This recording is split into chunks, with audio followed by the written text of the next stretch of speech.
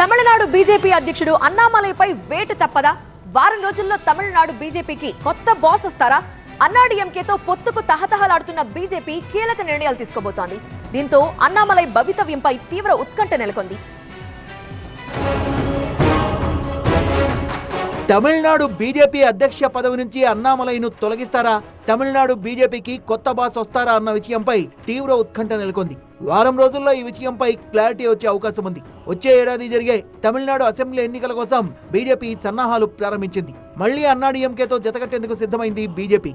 రెండు పార్టీల మధ్య పొత్తుకు అన్నామలై ఆటంకంగా మారారన్న వార్తలొచ్చాయి. దీంతో తన అధ్యక్ష పదవి నుంచి తప్పుకునేందుకు రెడీగా ఉన్నట్టు అన్నామలై పార్టీ హైకమాండ్ కు సమాచారం ఇచ్చినట్టు తెలుస్తోంది. ఢిల్లీలో అమిత్ షాతో అన్నాడీఎంకే నేత పళనిస్వామి భేటీ కావడం ప్రాధాన్యత సంతరించుకుంది. సమావేశం తర్వాత తమిళనాడులో రాజకీయ పరిణామాలు చకచకా మారిపోతున్నాయి. బీజేపీకి అన్నాడీఎంకే దగ్గరవుతున్న సంకేతాలు స్పష్టంగా కనిపిస్తున్నాయి. పళనిస్వామి, అన్నామలై ఇద్దరు కూడా గౌండర్ సామాజిక వర్గానికి చెందిన వాళ్ళు. సామాజిక సమీకరణాలని దృష్టిలో పెట్టుకుని అన్నామలై స్థానంలో కొత్త నేతను నియమించాలన్న ఆలోచనలో బీజేపీ హైకమాండ్ ఉన్నట్టుగా తెలుస్తోంది. ఇద్దరు కూడా కొంగునాడు ప్రాంతంలో పట్టున్న నేతలే. కాకపోతే పళనిస్వామిని ఎన్డీఏ కూటమి సీఎం అభ్యర్థిగా త్వరలో ప్రకటించే అవకాశాలున్నాయి.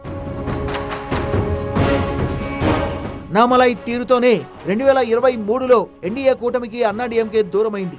దివంగత మాజీ సీఎం జయలలితపై అన్నామలై అనుచిత వ్యాఖ్యలు చేశారని అప్పట్లో భారీ ఆందోళన చేపట్టారు అన్నాడీఎంకే కార్యకర్తలు. ఇదే తమిళనాడు బీజేపీ అధ్యక్ష పదవి నుంచి అన్నామలైని తొలగిస్తున్నారన్న వార్తలు వస్తున్నాయి. అన్నామలై స్థానంలో తమిళనాడు బీజేపీ అధ్యక్షుడిగా ఎవరిని నియమిస్తారన్న విషయంపై తీవ్ర ఉత్కంఠ నెలకొంది. అసెంబ్లీలో బీజేపీ పక్ష నేతగా ఉన్న నాగేంద్రన్ కు ఈ పదవి దక్కుతుందని జోరుగా ప్రచారం జరుగుతోంది. తేవర్ సామాజిక వర్గానికి చెందిన నాగేంద్రన్ కు పగ్గాలు అప్పగిస్తే డీఎంకేను ఢీకొట్టవచ్చన్న ఆలోచన హైకమాండ్ కుంది. ఎమ్మెల్యే వానతి శ్రీనివాసన్ కు కూడా బాధ్యతలు అప్పగించే అవకాశాలున్నాయి. తెలంగాణ మాజీ గవర్నర్ తమిళిసై కూడా అధ్యక్ష రేసులో ఉన్నారు.